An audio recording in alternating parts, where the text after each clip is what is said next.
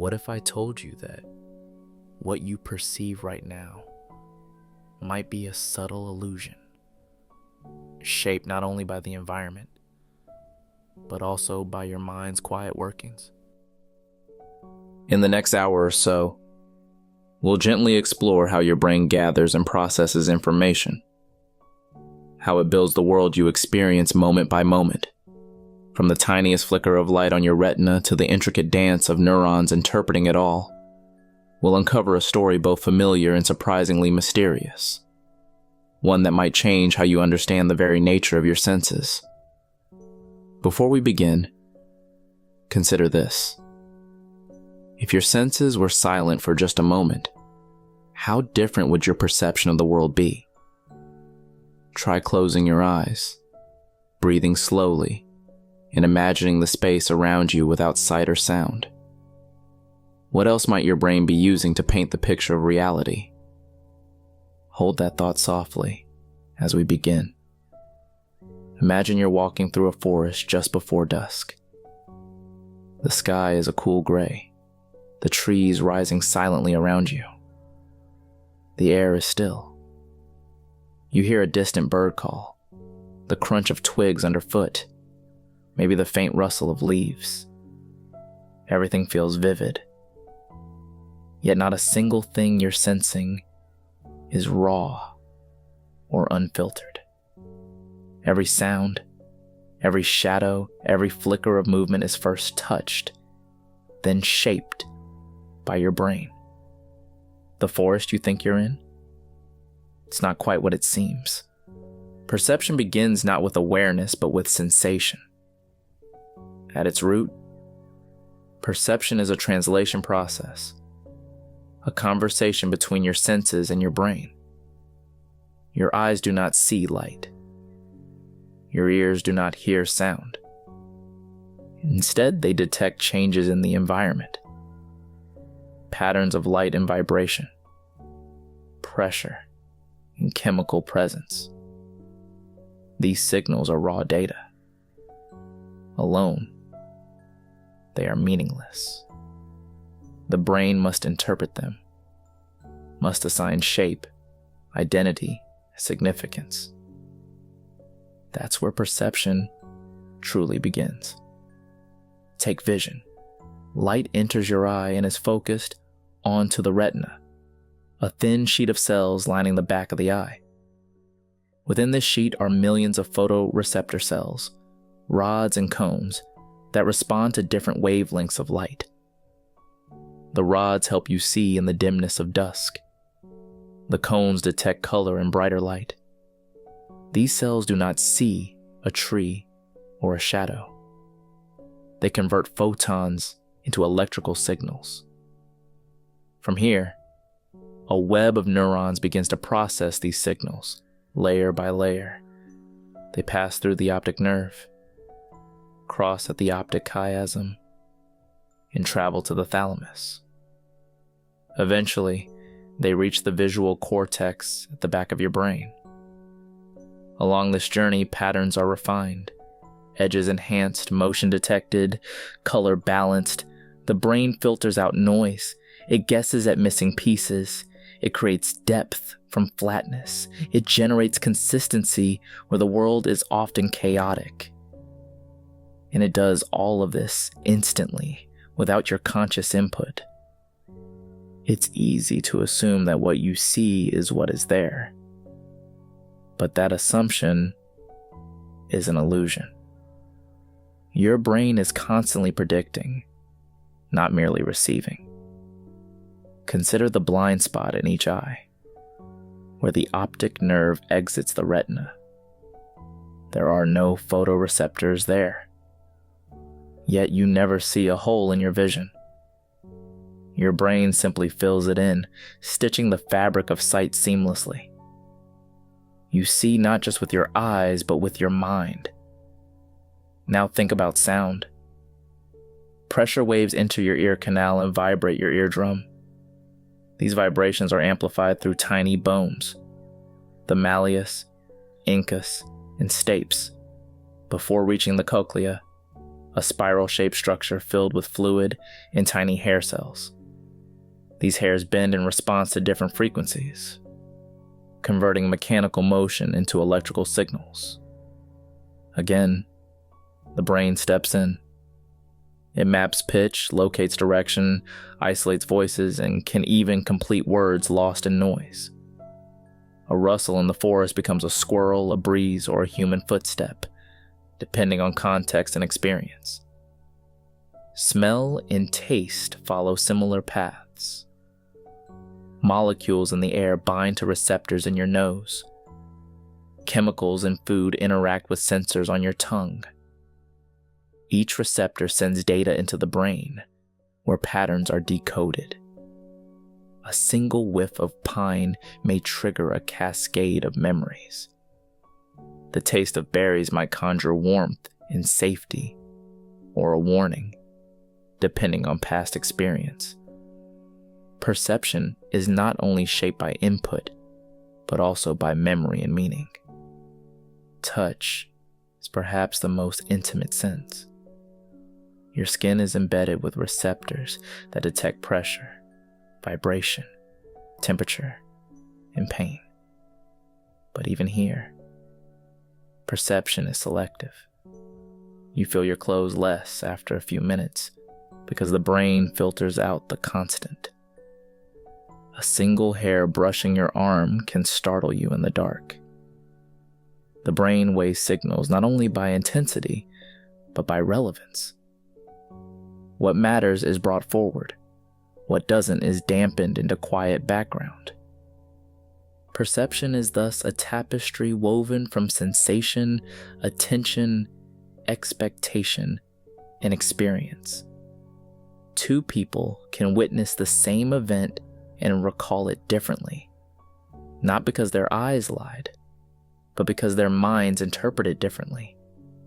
The brain is not a camera. It is a storyteller.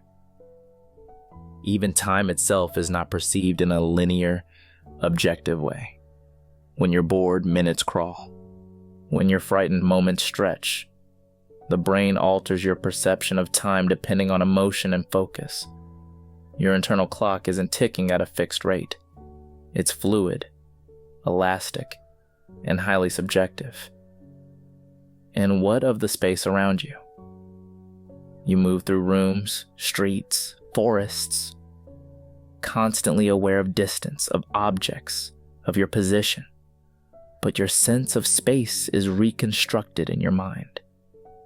Your body combines sight, sound, motion, and balance. An orchestration involving not just the eyes and ears, but also the inner ear's vestibular system and sensors in your joints and muscles. You don't think about this symphony, yet it allows you to walk, turn, reach, and stay upright. Without it, the world becomes a shifting blur. So we return to that forest path. The rustle behind you, is it real? Or is it your brain's interpretation of a faint signal? Are you hearing an actual sound, or recalling a pattern it resembles? You turn your head, eyes scanning. The trees are still, but your heart flutters. This too is perception, your brain blending sensation with memory, context, and instinct. Perception is not passive. It is active, sculpted in real time by a mind that is always reaching, always refining. And in this quiet, intricate process, the world as you know it is born. Moment by moment, sensation by sensation. Even as you listen now, your mind is interpreting the tone of the voice, the rhythm of the words, the silence between phrases. You might feel the weight of your body against a mattress, the softness of a pillow, the temperature of the air. All of these sensations form your experience of now. And just as sleep slowly softens the edges of consciousness, your perception shifts once more. The outside world begins to fade. The brain, still humming softly, now turns inward. The forest dissolves into shadow, but the story continues. Let's go further. What if you were never really perceiving the present moment? What if your experience of now is actually a carefully constructed delay? Your brain's best guess, stitched together from fragments of the past. At first glance, it feels intuitive that we live in the moment. A sound happens and we hear it. A light flashes and we see it. But neuroscience has revealed something quietly astonishing. Perception operates on a slight time lag.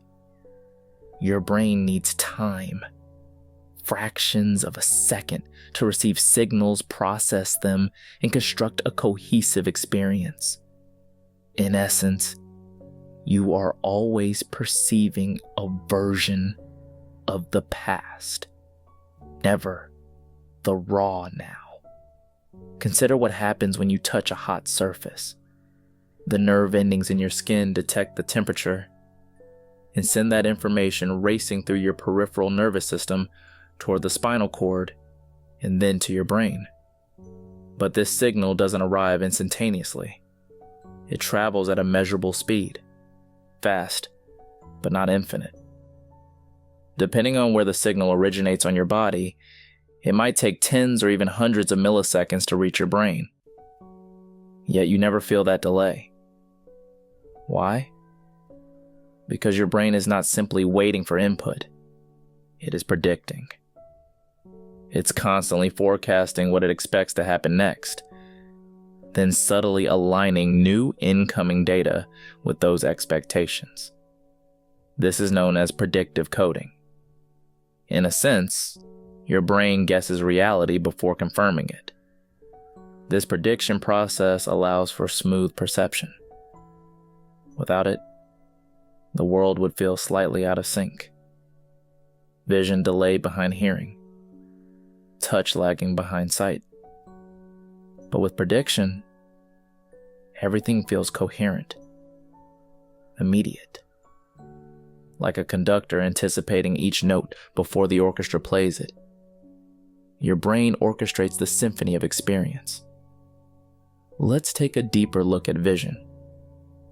When you look at a moving object, say a bird in flight, your brain must track its motion in real time. But the visual signal itself is delayed, again by a few hundred milliseconds. If your brain didn't compensate, you'd constantly see the bird slightly behind where it really is. To solve this, your brain predicts the bird's trajectory and places it ahead of the delayed visual input. You don't notice this correction because perception feels seamless. But sometimes the predictions fail. One simple experiment reveals this beautifully. When you look at the second hand of an analog clock, often the first tick you see seems to take longer than the ones that follow. This is called the stopped clock illusion. In truth, the hand never pauses, but your brain is resetting visual information and tries to stitch a smooth narrative. The delay creates a perception of extended time, subtle reminder of the hidden gap between sensing and knowing. This delay isn't limited to sight. Auditory perception, too, involves a similar lag. Sound waves move more slowly than light, and the brain must process them through a different system entirely. When watching someone speak, you unconsciously match the movement of their lips with the sound of their voice. This is known as audio-visual integration. If the two don't line up, such as in a poorly synced video, it becomes immediately jarring. But in the real world, your brain constantly makes minor adjustments to ensure harmony between your senses. This synchronization is another marvel. Even though light and sound travel at different speeds, and the sensory organs process them with different latencies, the brain knits them together with such precision that events seem simultaneous. That sensation of things happening at once is the product of a carefully managed illusion. The illusion deepens when you consider that perception is often delayed on purpose. Your brain collects data over a brief window of time, roughly 80 to 100 milliseconds, before presenting you with a final, unified experience. This is called the perceptual moment. Everything you experience as now is actually a brief slice of time that's already passed. In this way, your perception is less like a live broadcast and more like a short film, compiled and edited moments after the footage was recorded. The edits are quick and subtle, but they are edits nonetheless. Now imagine standing at a street corner. A car zooms by. Your brain receives visual data from your eyes, auditory cues from the engine, pressure from wind on your skin. Each of these signals arrives at slightly different times and from different sensory systems. The brain must not only interpret each one accurately, but must also weave them together into a single, coherent moment.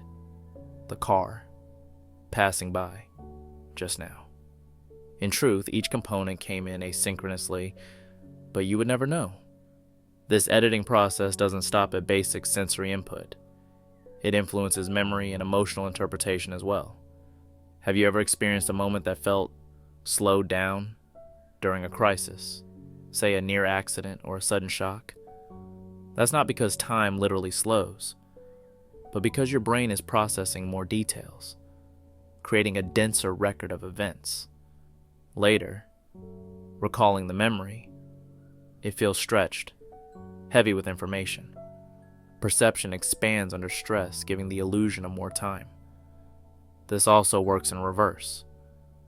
When you're deeply focused or immersed, lost in a book, for example, entire hours can pass unnoticed. The brain records fewer temporal markers, fewer interruptions. And so, in retrospect, the time seems to have slipped by. These temporal distortions are clues to how perception is sculpted.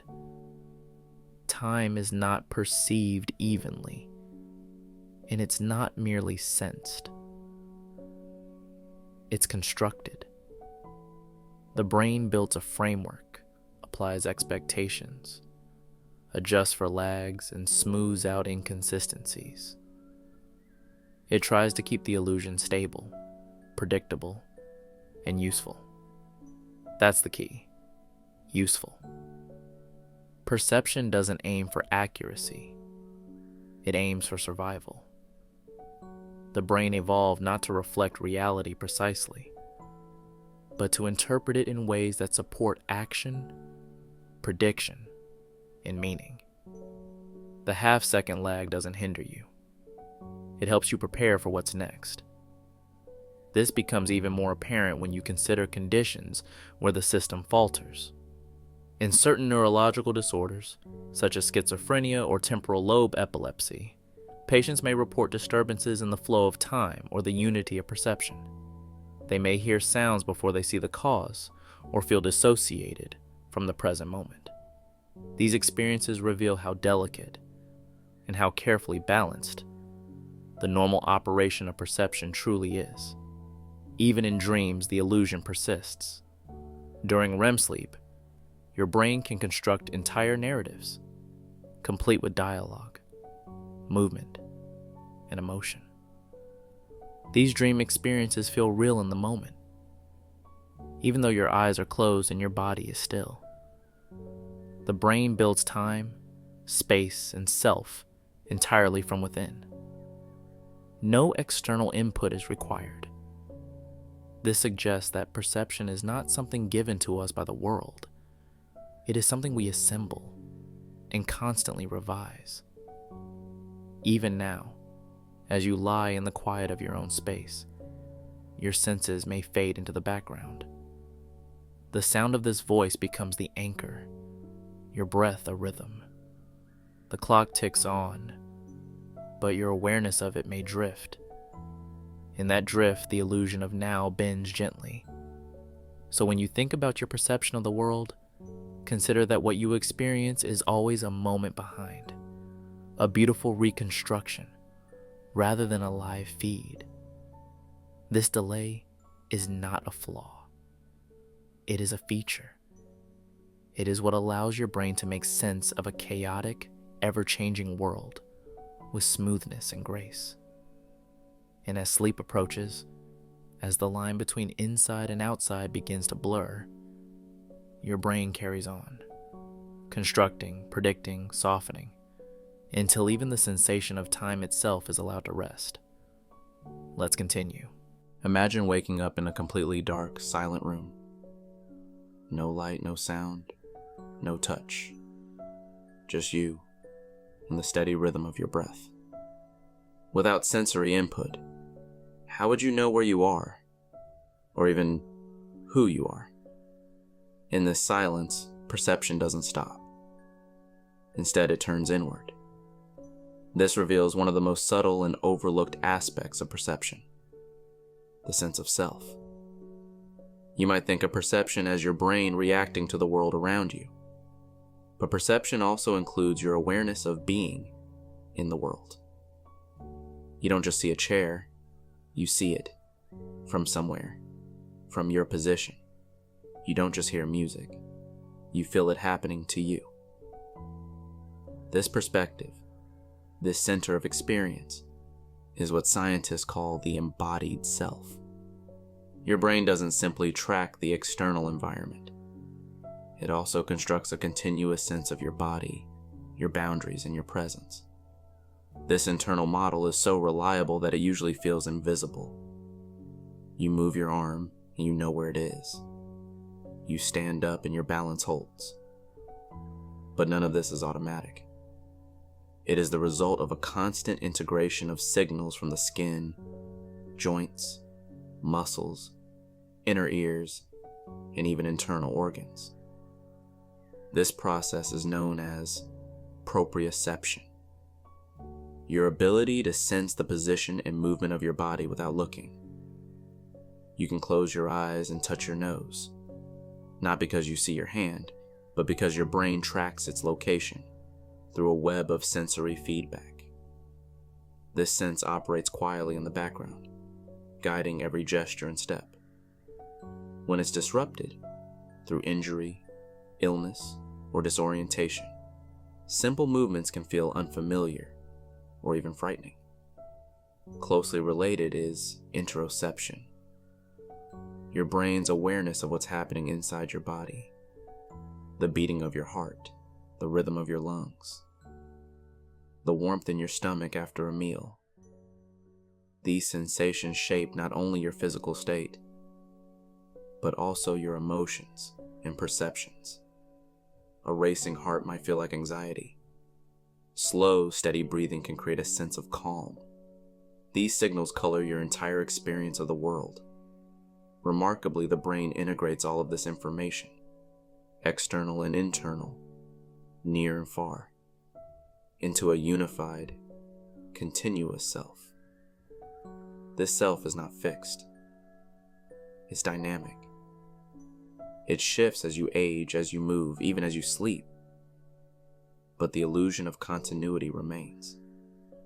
You can glimpse the constructed nature of the self through certain neurological phenomena.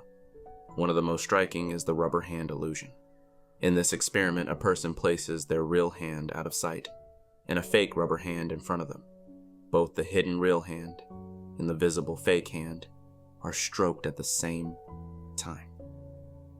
After a short while, many participants begin to feel as though the rubber hand is part of their own body. Their brain has adopted it into the self model, based on matching sensory signals. This tells us something fundamental. The brain's model of the self is based not on fixed anatomy, but on correlations between signals. It updates the body map as needed. When those correlations are disrupted, perception can shift in strange and sometimes unsettling ways. In more extreme cases, certain neurological conditions can cause individuals to feel as if parts of their body no longer belong to them. This can occur in disorders of body ownership, such as somatoparaphrenia, where a person may deny that an arm or leg is theirs. In other cases, individuals may experience out-of-body sensations, reporting that they are floating above themselves, watching from a distance. These distortions show how the brain can relocate or even lose the sense of self when its internal models are disrupted. Even in daily life, your self-perception shifts constantly. When you immerse yourself in a story, you may feel as if you're inside the narrative. When you play an instrument or lose yourself in a rhythm, you may feel as if time and body dissolve for a moment. Athletes and dancers often describe being in the zone, where the body seems to move without conscious effort. These states of flow are temporary suspensions of the everyday self, proof that perception of self is flexible, fluid, and deeply tied to focus and attention. The self is also shaped by memory. You recall past experiences as happening to you,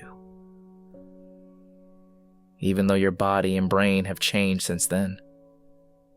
The consistency of the self over time is one of the brain's most intricate constructions. You carry a story of who you are, woven from sensory snapshots, emotional echoes, and the structure of language.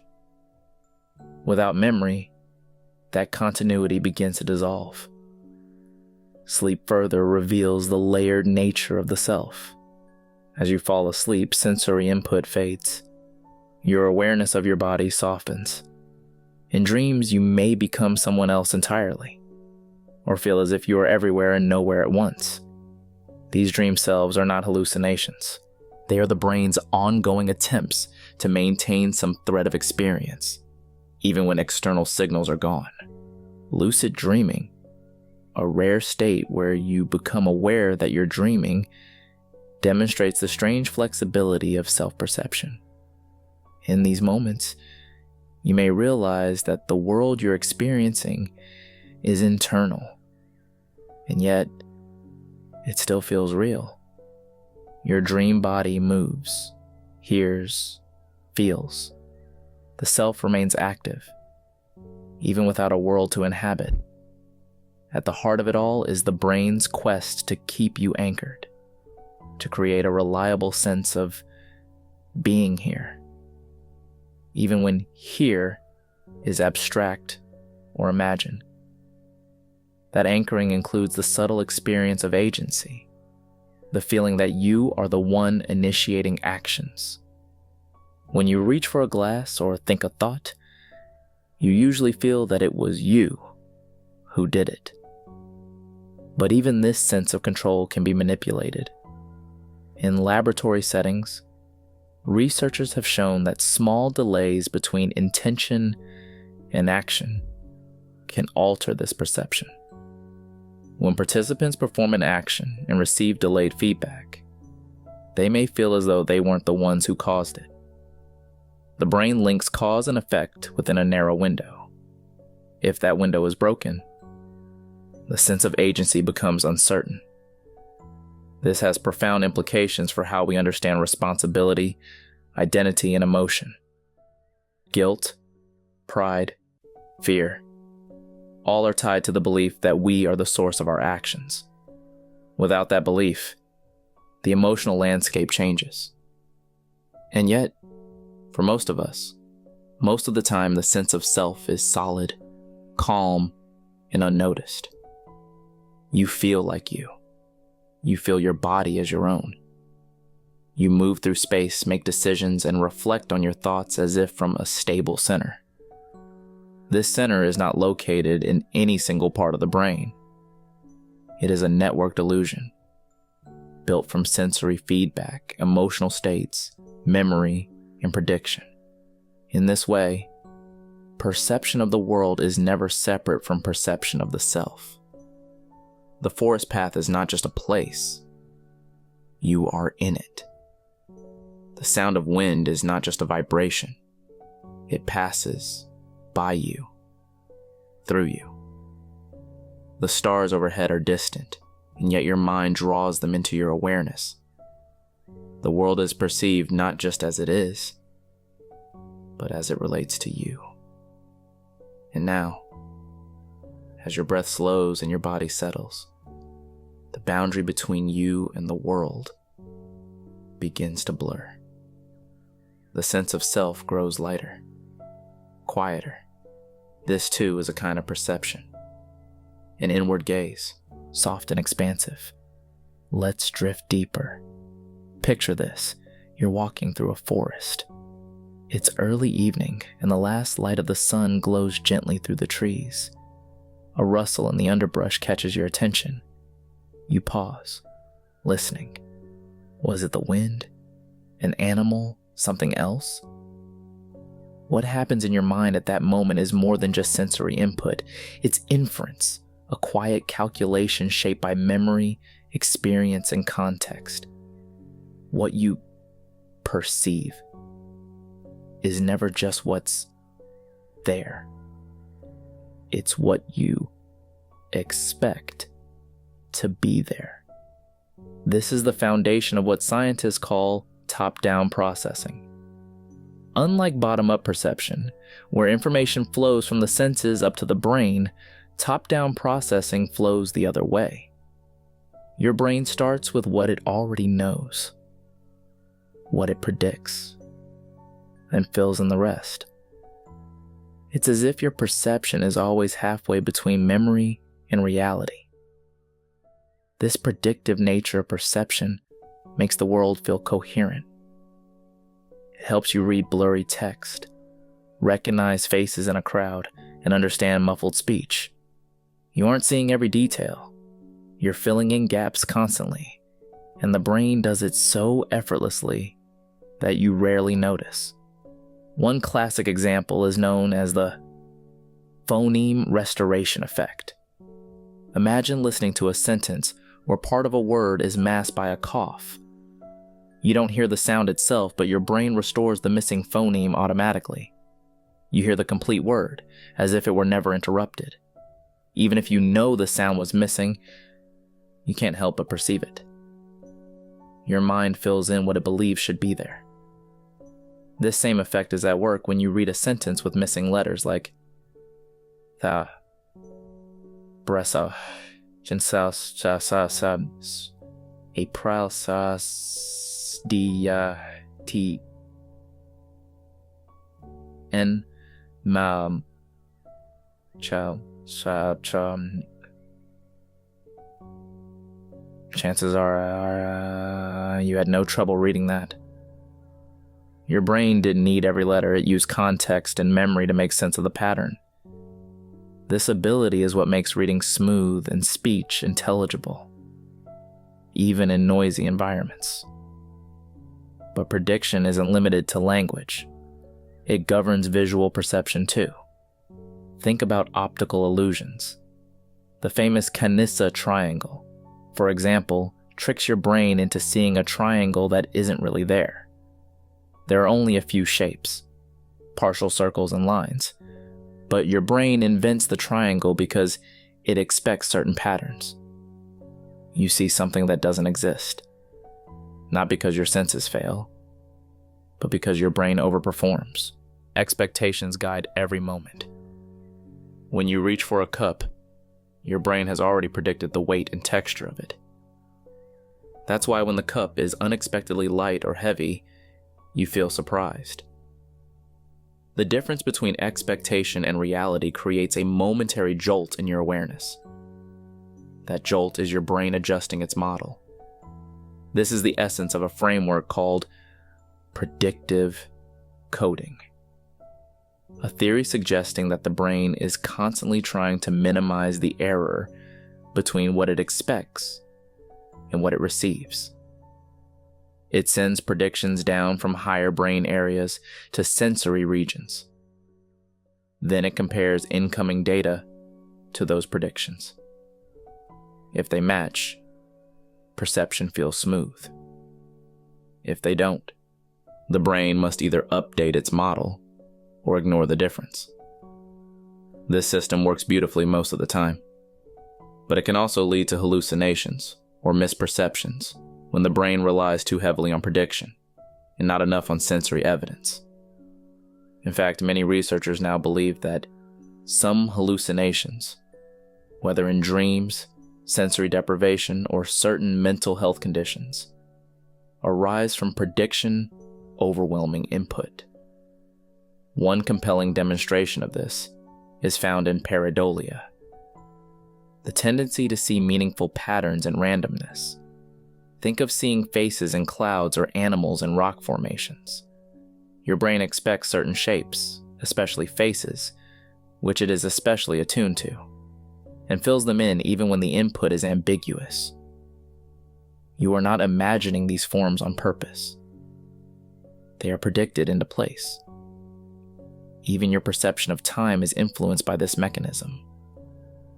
If you listen to a rhythmic pattern, say a ticking clock, and then one tick is slightly delayed, your brain often still perceives it as arriving on time.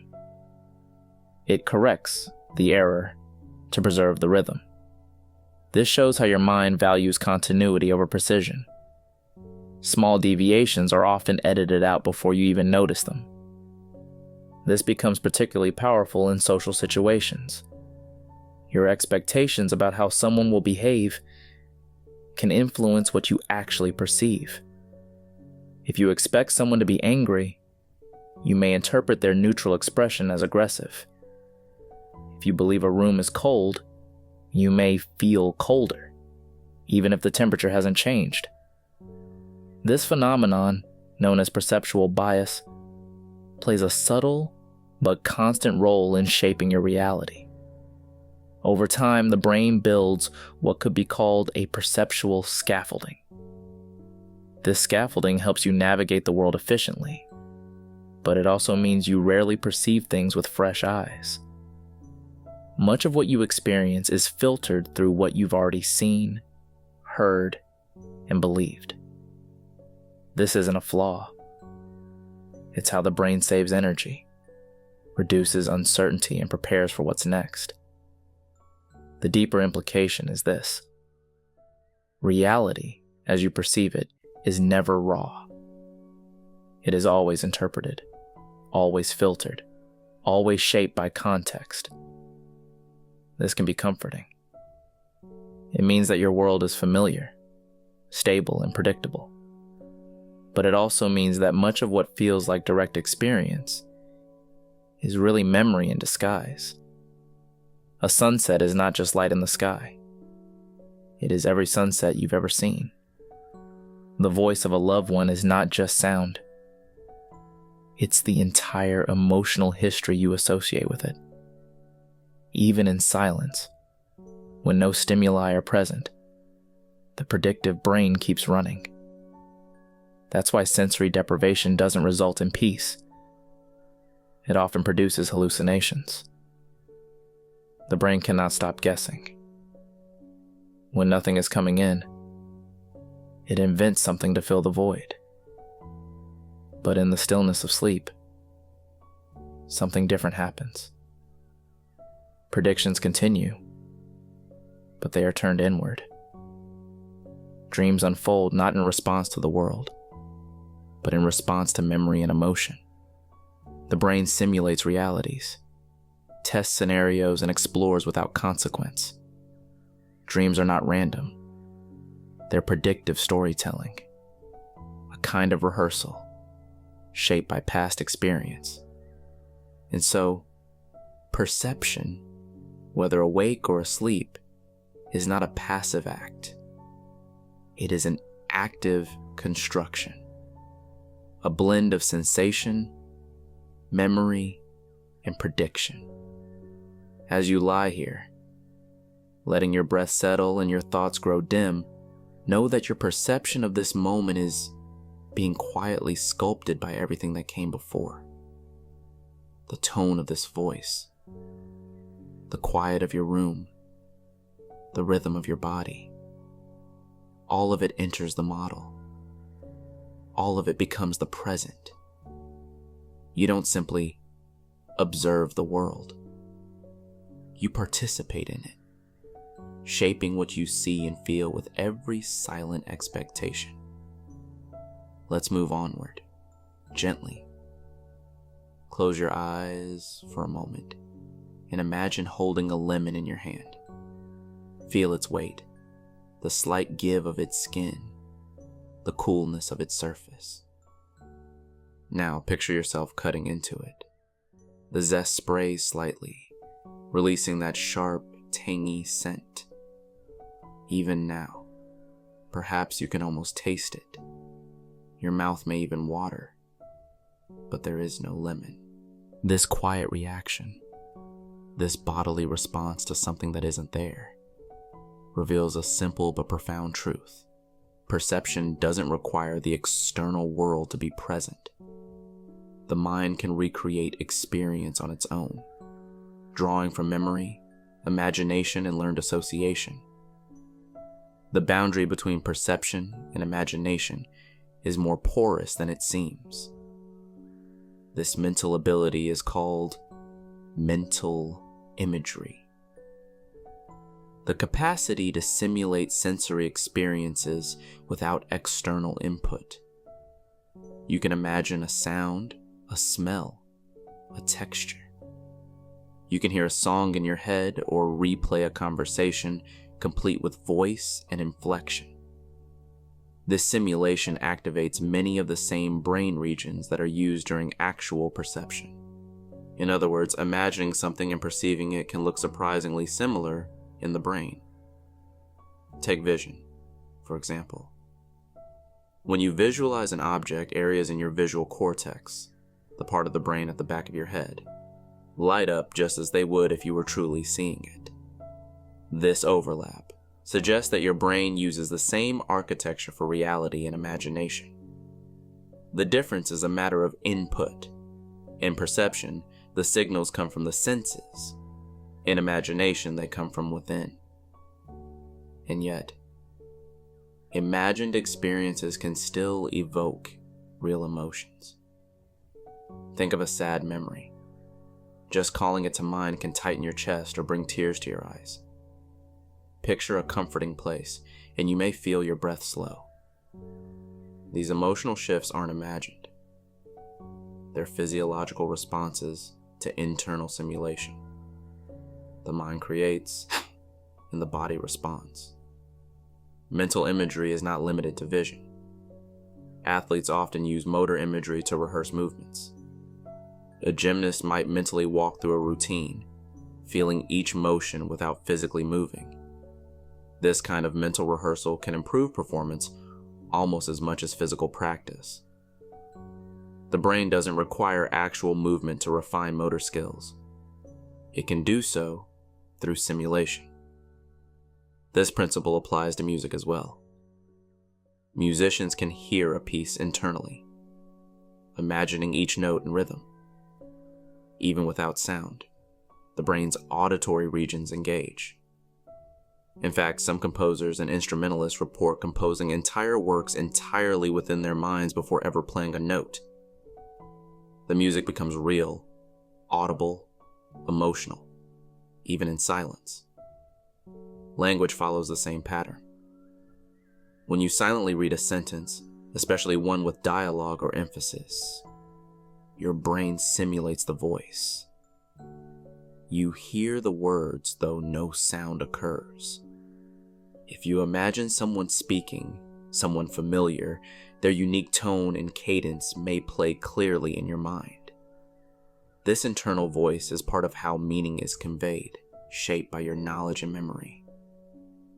But perhaps the most powerful and mysterious form of simulation is the imagined future.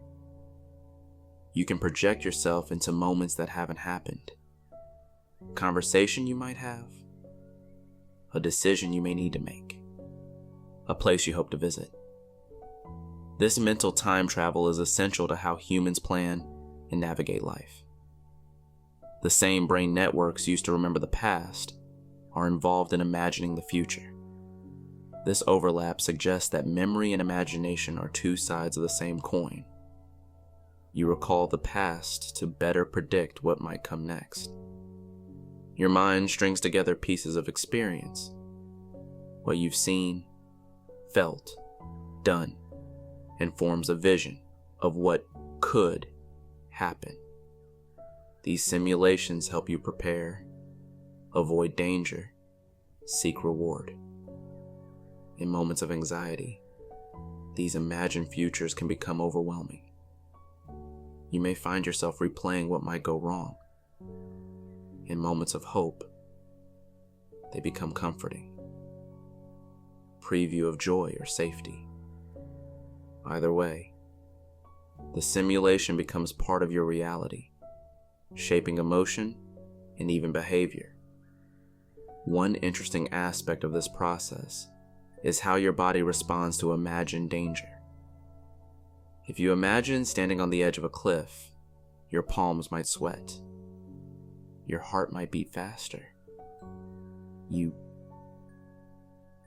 know you're safe. And yet your body behaves as if the imagined danger is real. The brain doesn't fully distinguish between real and simulated threat. It simply prepares.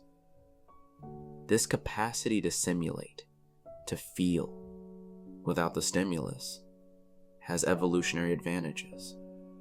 It allows you to learn from imagined mistakes, rehearse actions, and understand others. In fact, empathy relies heavily on this ability. When you imagine what someone else is feeling, your brain mirrors aspects of their emotional state. You don't just think about their sadness, you feel a trace of it. This process is called affective empathy, and it helps you connect, comfort, and care.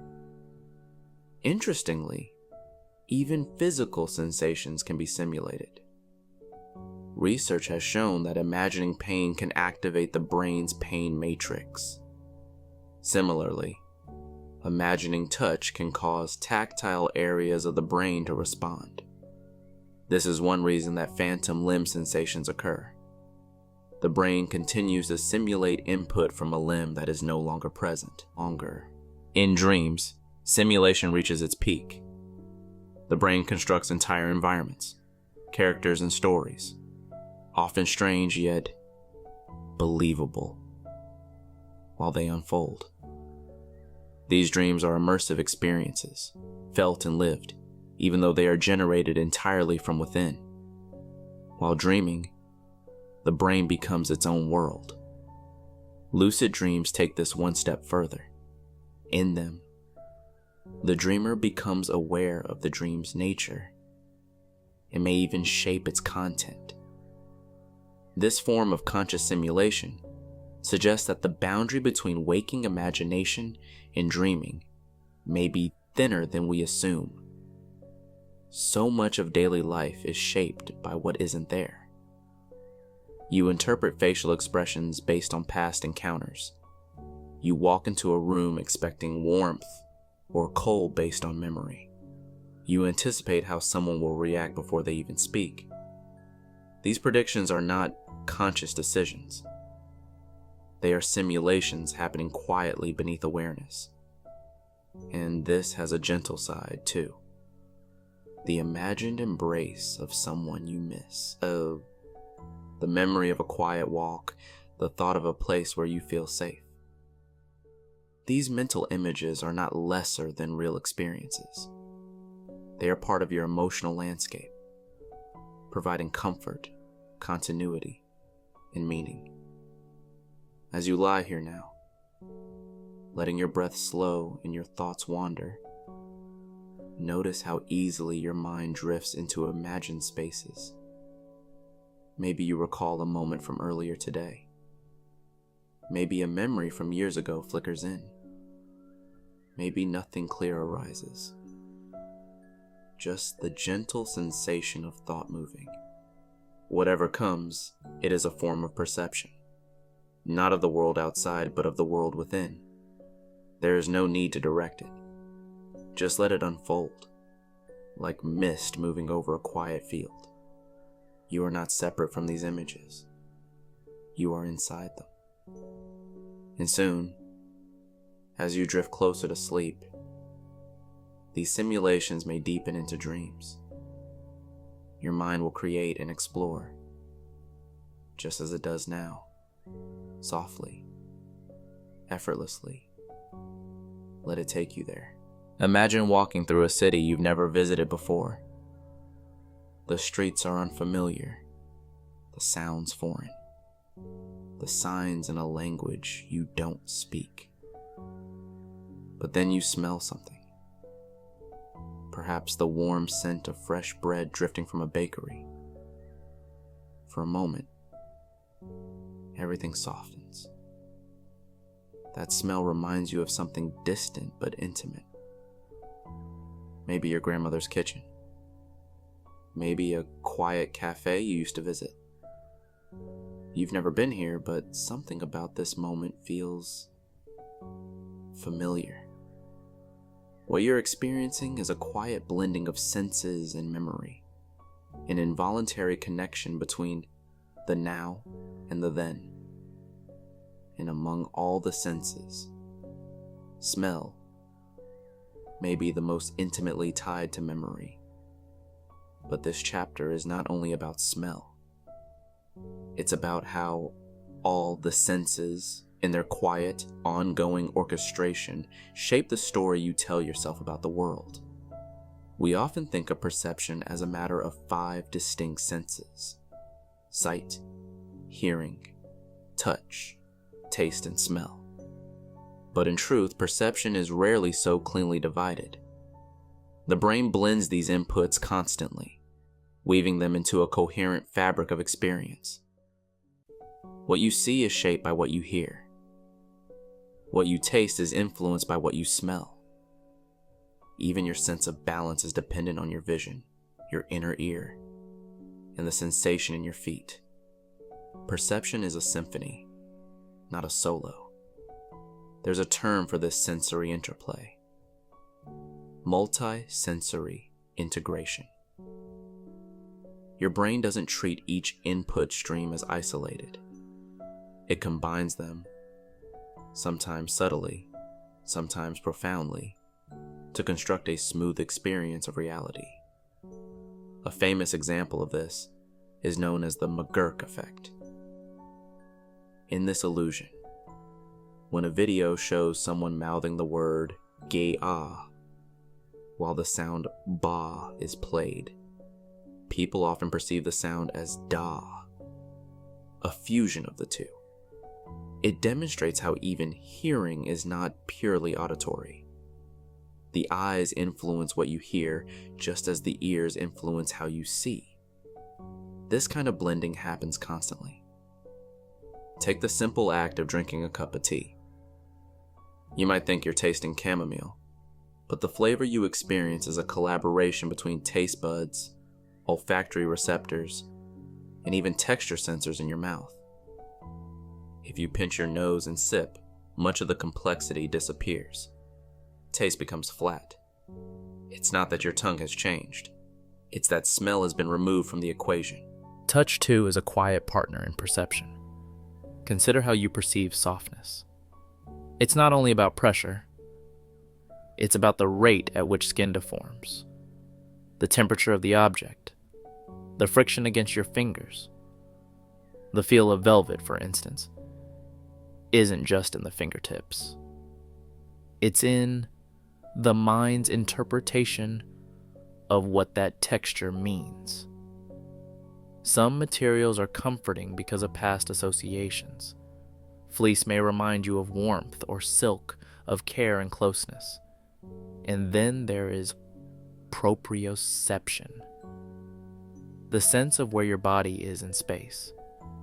Without it, you wouldn't be able to walk in the dark, reach for your face, or know the position of your limbs without looking. It is a hidden sense, always working in the background, like the feeling of your tongue resting in your mouth. It's not something you usually notice until it's gone. Balance, too, is an invisible perceptual layer. It depends on the hada, vestibular system, located deep within the inner ear. As your head tilts, turns, and moves, This system detects subtle shifts in orientation and acceleration. It sends continuous signals to help keep you upright. When it's disturbed, say during a bout of vertigo or on a boat at sea, the world feels unstable, even if nothing is moving. That sense of groundlessness is deeply unsettling, because so much of perception depends on the illusion of stability. But the sensory world isn't only about physics. It's emotional too. A particular sound, a ticking clock, a certain kind of laughter can stir something in you. Sometimes comfort, sometimes discomfort. Your reactions aren't just about the sound itself, but what it means to you. This emotional tone colors perception in subtle ways. Sound in particular holds a strange power. Unlike light, which can be blocked, sound moves through walls, around corners, and into memory. A familiar melody can transport you instantly to another time. A voice, even faint, can feel like a presence in the room. Some sounds are so deeply embedded in your emotional framework that they seem to bypass conscious thought. The same is true of yeti, temperature. The warmth of sunlight on your face or the coolness of a breeze through an open window aren't just sensations. They carry with them associations of seasons, moments, feelings. Physical warmth can even influence emotional perception. Studies have shown that holding a warm cup can lead people to judge others as more kind or generous. Temperature doesn't just affect the body, it gently colors your judgment. Even more subtle are the rhythms of your internal senses, what scientists call interoception. This includes awareness of your heartbeat, your breath, your hunger, and the quiet fluctuations in your body's state. You may not consciously track your pulse, but your brain uses this information to influence mood, arousal, and focus. A faster heartbeat might increase alertness. A slow, steady rhythm may encourage calm. In fact, breathing itself is a sense, not just a necessity. The gentle rise and fall of your chest, the feeling of air moving through your nose or mouth, can become a focal point for awareness. In many traditions, focusing on the breath is a way to center the mind. Not because breath is inherently special, but because it is always there, present, rhythmic, and quietly anchoring. And so, perception isn't only outward, it's inward. Your experience of the world is shaped not only by what you see or hear, but by how your body feels. A tired body makes the world seem heavier. A well-fed, rested body makes the world feel safer. These quiet signals shape not just how you interpret reality, but how you feel within it. Consider also how emotion can alter perception. Anxiety sharpens the senses, making you more alert to threat. Joy softens the world, making colors seem brighter, time move faster. Depression, on the other hand, may dull the senses, making food less flavorful, music less moving. Perception does not happen in a vacuum. It is deeply colored by your emotional state. And yet, despite the complexity, perception feels effortless. You do not consciously integrate sounds, sights, smells, and sensations. It happens quietly, below awareness, with a precision honed by evolution and experience. Every moment is a collaboration between body and mind. As you rest now, consider the sensations present, the texture beneath you, the rhythm of your breath, the quiet around you. These are not separate signals. They are a single, fluid experience. You are not a mind observing a body. You are a whole, unified being, gently perceiving from within. Let the senses fade gently into the background. Let them become like soft waves moving beneath your awareness. And let us drift together, a little deeper. Picture yourself standing in a dense forest long after sunset. The air is cool, and the trees tower overhead, their leaves rustling gently in the wind. You can't see far, just shapes and shadows. But you don't feel alone. You hear the crack of a twig somewhere behind you. Instinctively, you freeze. Your breath slows.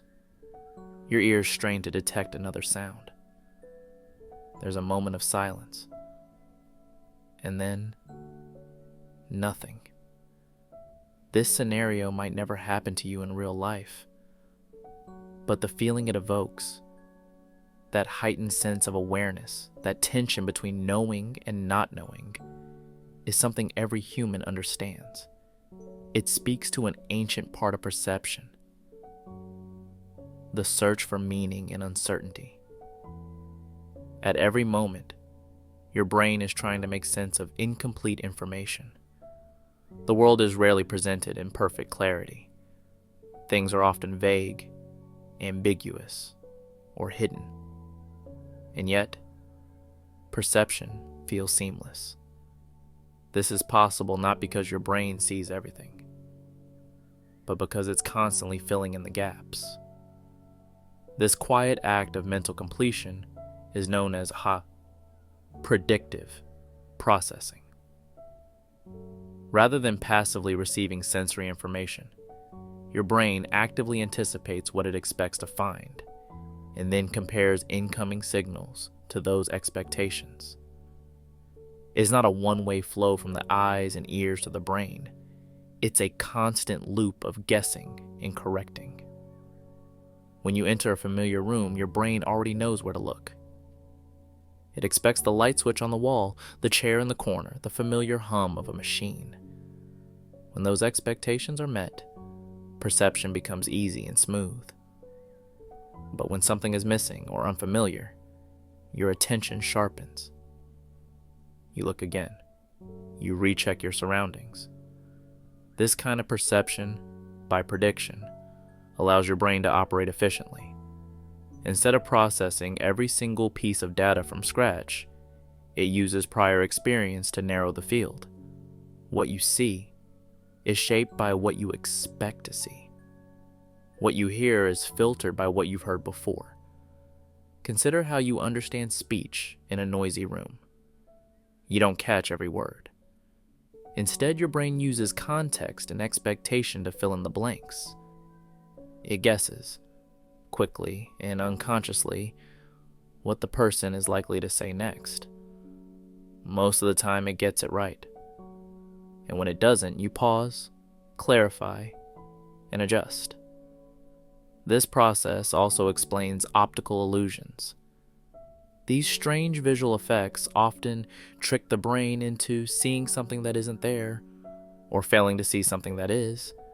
But the illusion only works because your brain is doing exactly what it's designed to do: predict, simplify, and make sense.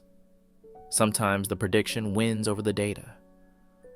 A simple example is the blind spot in your eye. Each of your eyes has a tiny area where no visual information is received, the place where the optic nerve leaves the retina. Yet when you look at the world, you don't see a hole. Your brain fills it in using surrounding information. You literally perceive what's not there, because your mind constructs it. This filling in doesn't only happen in vision. It happens in memory, in language, in emotion. Your brain uses patterns and familiarity to bridge the gaps. One particularly powerful form of this is pattern recognition. The human brain is wired to detect patterns, even when they're subtle or even illusory. You see faces in clouds. You hear your name in random noise. You find stories in randomness. This tendency is called pareidolia. And while it sometimes leads to false conclusions, it also allows you to navigate a complex world with limited data. Without this drive to find patterns, you wouldn't recognize faces, language, or music. A melody is just a sequence of tones, but your brain detects the rise and fall, the repetition, the rhythm. It turns noise into meaning. This predictive nature of perception also influences how you interpret other people. When you meet someone new, your brain begins filling in details based on tiny cues. Their tone of voice, their facial expression, even how they move. These snap judgments aren't always correct, but they allow for fast social processing. You expect friendliness or coldness, warmth or distance based on limited signs. You perceive not just what's there, but what you think is there. The brain's tendency to interpret ambiguous input is especially clear in dreams. Often, dreams take vague shapes and turn them into people you recognize. The setting may shift from moment to moment, yet your mind maintains a sense of continuity. You may wake up with the feeling that the dream made sense, even if it defies logic in daylight. The brain is always trying to impose order, to find the thread. This act of prediction is not purely visual or auditory. It extends to create time as well. Your sense of the passage of time is heavily influenced by expectation. When you wait for something eagerly, time seems to crawl. When you're absorbed, it disappears. These shifts don't reflect changes in the actual clock, but changes in your brain's processing of what it anticipates. And time perception is also shaped by novelty. When you experience something new, your brain stores more information about it. Later, it feels like time lasted longer. That's why childhood seems so rich and stretched. Because everything is unfamiliar, and your brain captures it all. As familiarity grows, the brain records less detail. Days blur. Time seems to compress. This predictive efficiency is useful, but it comes with costs. Sometimes your brain relies too heavily on what it expects. It may ignore signals that don't fit. It may fill in details that were never there. This is why eyewitness memories can be unreliable. Your brain isn't lying. It's predicting and then filling in. Even more subtly, your beliefs shape perception. What you think about the world, consciously or not, influences what you notice, what you remember, and how you interpret it. Two people can witness the same event and walk away with entirely different experiences. Their brains filtered and filled based on different expectations. And yet, this quiet machinery usually works beautifully. You navigate doorways, conversations, traffic, and emotions with barely a thought. Your brain builds a model of the world, a working map, and updates it constantly. When the world is stable, the map holds. When the world shifts, the brain rewrites. At its core, perception is not about seeing the world as it is. It's about building the most useful version of reality from incomplete signals. It's about staying safe, staying connected, and staying oriented. So as you lie here now, eyes closed, body still, consider how even in darkness your mind continues predicting. You anticipate the next thought, the next breath, the next drift into sleep. There is no danger, no alarm, nothing your brain needs to prepare for. Let that prediction be calm. Let the mind rest from interpreting. Let the silence be enough. And allow yourself to float quietly into the unknown, as gently as a leaf resting on still water. There's a curious feeling that sometimes washes over you in the quietest moments. A sensation that you are both inside your body and somehow watching yourself from the outside. Not in a dramatic or unsettling way, but in a soft, hazy realization. I am here. I am aware. That subtle flicker of presence is the final thread in our exploration of perception. It is not a single sense. It is the gentle hum beneath them all. Consciousness. Throughout this journey, we've followed how the brain gathers signals from the world, interprets them, and fills in the blanks. But perhaps the most mysterious aspect of perception isn't how we see, hear, or feel. It's how we know that we are perceiving at all. What is this quiet awareness that seems to observe your thoughts and experiences yet isn't quite the same as them? What is it that listens to your internal voice or notices a passing sensation and softly registers it without judgment?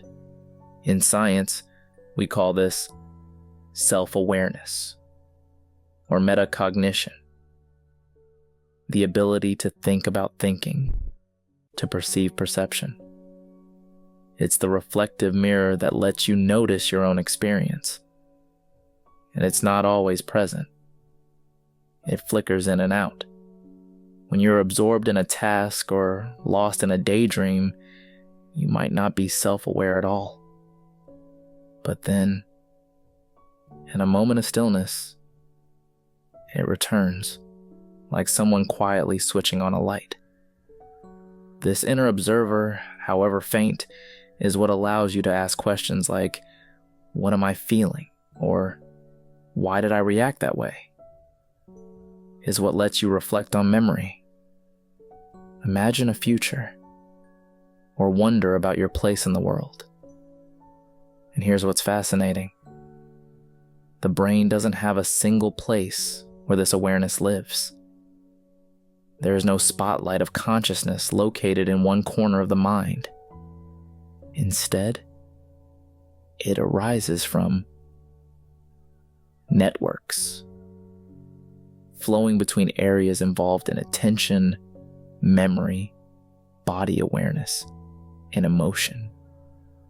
It is not housed. It is emergent, like a melody formed from many instruments playing together. One important part of this process involves what scientists call the default mode network. This is a group of brain regions that becomes active when you're not focused on the outside world. When your mind wanders, when you recall the past, imagine the future, or think about yourself. It's in these moments of internal quiet that the self becomes most vivid. Another key component is the posterior cingulate cortex, a region linked to both memory and self-reflection. When people are asked to think about who they are, or how they feel, or what they remember from their lives, this area lights up. It suggests that the sense of I am is partly built from memory, a narrative you carry about yourself, reconstructed moment by moment. And yet, even animals without language or complex memory seem to have some kind of consciousness. A dog waiting by the door, a crow hiding food for later, a dolphin watching its reflection. There are degrees of awareness, perhaps, but the experience of being a perceiving creature is not uniquely human. We are part of a long continuum of minds. Different in kind, but not entirely in nature. Still, there's something unique about human self-awareness.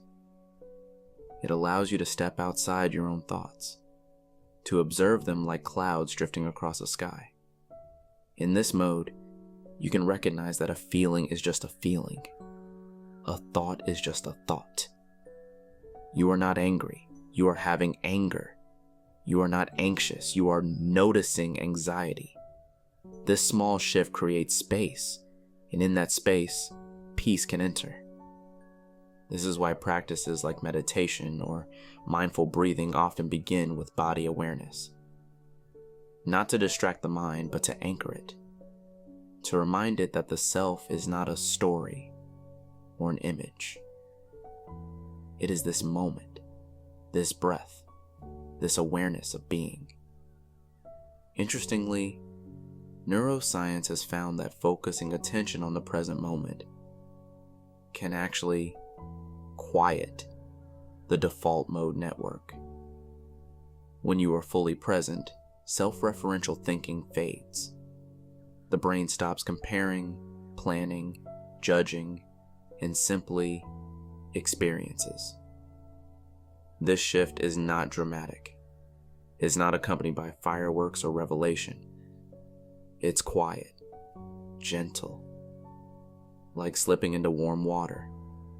The sense of, I am thinking, softens into simply being. And this gentle state of being is deeply restorative. It allows the brain to reset, the body to settle, the mind to loosen its grip on worry. It is a perception without striving, a return to stillness. But even in this stillness, perception continues. You notice the weight of your limbs, the softness of the air, the rise and fall of the breath. These sensations do not ask for judgment. They do not demand interpretation. They just are. And you are aware of them. This is what some traditions refer to as pure awareness. Consciousness without content. Not a thought, not a memory, not even an emotion, but the quiet capacity to receive whatever arises. Like a wide sky that holds every passing cloud. And here, at the end of our journey, we return to the beginning. Perception is not only a tool to navigate the world, it is a reflection of your relationship with it. Every sense, every impression is an act of connection between what is out there and what is within. You do not see the world as it is. You see it as it becomes part of you. Through your senses, through your expectations, through your memories and meanings, reality is shaped into experience. And as that experience fades now into the soft quiet of rest, there is nothing you need to hold on to. No sensation to analyze. No sound to interpret. Let the senses dim, like lanterns gently going out one by one. There's no need to observe now. Let the awareness settle, like dust in a sunbeam. Let the world grow distant, quiet, slow. And let sleep, the deepest perception of all, take you gently into its care.